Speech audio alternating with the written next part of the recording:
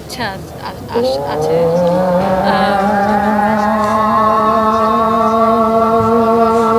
তো সেটা আমার দেখে খুব ভালো লাগছে।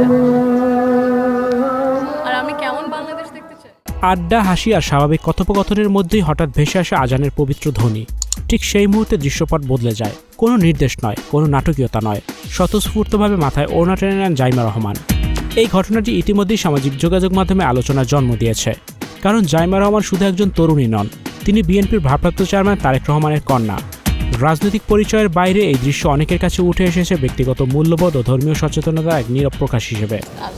আছে। আজান, যা মুসলমানদের কাছে শুধু নামাজের আহ্বান নয়, বরং এক আত্মিক ডাক। সেই ডাক শুনে মুহূর্তেই নিজের আচরণের সংযম দেখানো। অনেকেই এটাকে দেখছেন পারিবারিক শিক্ষা ও সংস্কৃতির প্রতিফলন হিসেবে।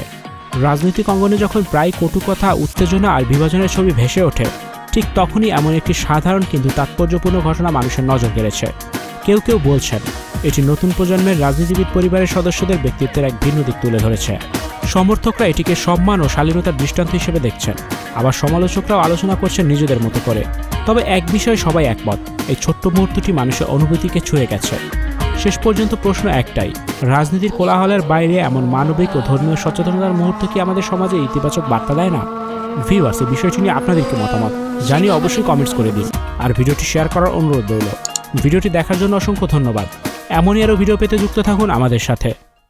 Icon Focus 24 TV, powered by 4D Fourth Dimension. আমাদের চ্যানেলটি সাবস্ক্রাইব করে আমাদের সাথে থাকুন।